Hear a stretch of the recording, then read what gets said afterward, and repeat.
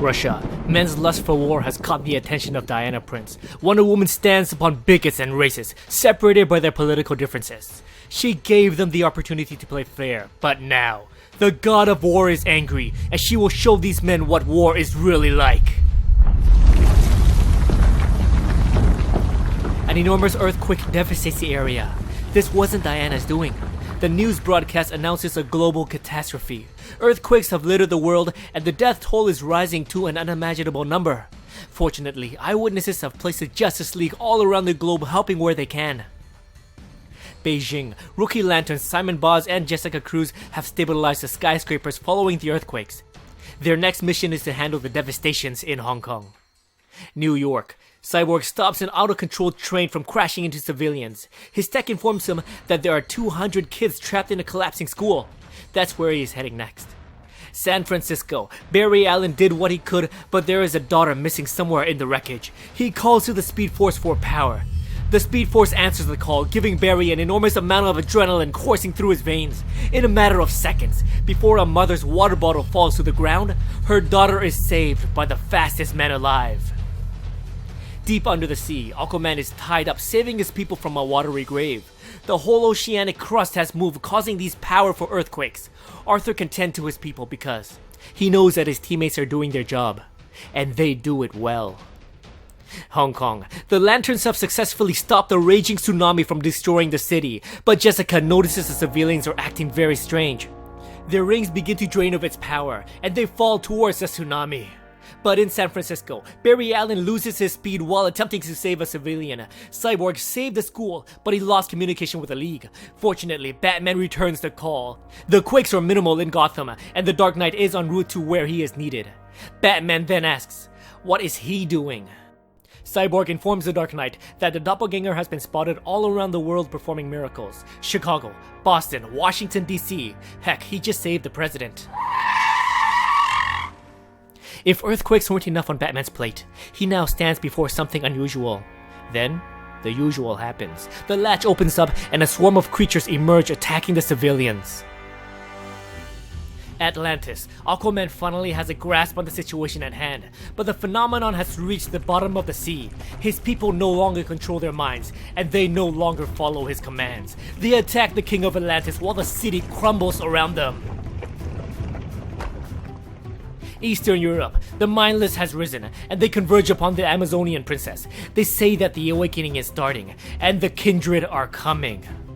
Well, she is Diana, Wonder Woman, an Amazonian warrior, the new god of war, and she only has one message for her foe. I have friends, and we are coming for you.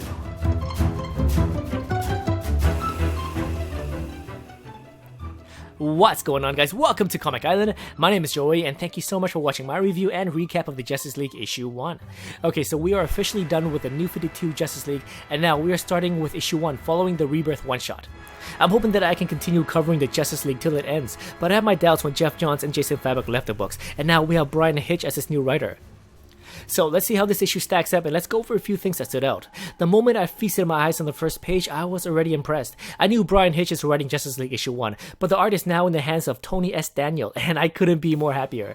But I need two things to make a comic book great: awesome storytelling and awesome art. As of right now, the art improved a ton compared to last issue, but it's always the drawing of the face that sells it for me. Take a look at Wonder Woman's face last issue. It looks like her jaw is dislocated, and without her signature clothing, I can easily mistake this for a man. Now, this is Wonder Woman in this issue. A huge improvement, but I want to see a ton more. Another one thing that I didn't like is how quickly we were given a quote-unquote climax in the form of a world-ending event, much like last issue. Where is the build-up? Where is the mystery? But let's compare last issue and this issue a bit more. We got a world-ending catastrophe and more mind control. We don't know what are controlling these people except for a few clues. But what are we missing? A swarm of creatures attacking the civilians? Oops, here they are. Alright, last issue we got a big creature, and this issue, granted the creature or the ship isn't as big, it's still very similar. And then the final comparison is Wonder Woman's big closing line. Last issue, the comic ends with Diana saying, "We are the Justice League, run." The creature flew away from Earth, not run. Okay, I know I'm being a bit picky here, but what made me cringe in this issue is that we got another Wonder Woman performing the final lines again, and it's very bland. She goes, "Well, hear me now, I have friends, and we are coming for you." It's almost as bad as last issue. Sure, we got better art, but where is the intrigue? If we find out that this kindred threat is somehow in cahoots with last issue's Reaper creature, then I think I might be done with the Justice League and Brian Hitch altogether. By the way, guys, Justice League Rebirth shows us Wonder Woman using a new power she calls the Bolt of Zeus. I didn't know she had this power, so I went to the interwebs and did some researching. This isn't a new ability she gained in the New 52, but rather, it's from Brian Hitch's Justice League of America run issue 7. In this issue, we see Wonder Woman and Aquaman in the ruins of Olympus. All of the Greek gods are gone, but they left behind their weapons in the armory. And this is where we see Wonder Woman hoarding some of the most powerful weapons of the gods to go up against Ra. This is also where we see Diana picking up the Zeus Bolt. The same Zeus Bolt we see in Justice League Rebirth issue 1, or at least that's my guess. Now, let's discuss what worked for me in this issue. I love it how Clark White, aka Superman, is left out of the team and is seen more like a cameo. I really enjoyed this rocky relationship between the League and Clark. Last issue, Batman says that he wants Clark to join the League. Obviously, Batman has no reason to trust Clark, and I assume Clark knows this. He probably still has reservations on joining the League. The story is building up to when Clark finally joins the Justice League, but with most stories, I want to enjoy the ride before getting to the final destination. As you guys may know, sometimes the final destination isn't as great as the hype, so I rely on the enjoyable ride just in case the destination stinks.